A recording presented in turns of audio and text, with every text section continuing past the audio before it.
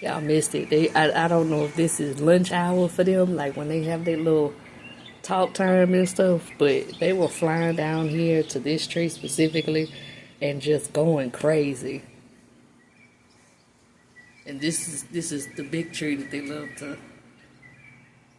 to be on, but y'all they were just cackling right here.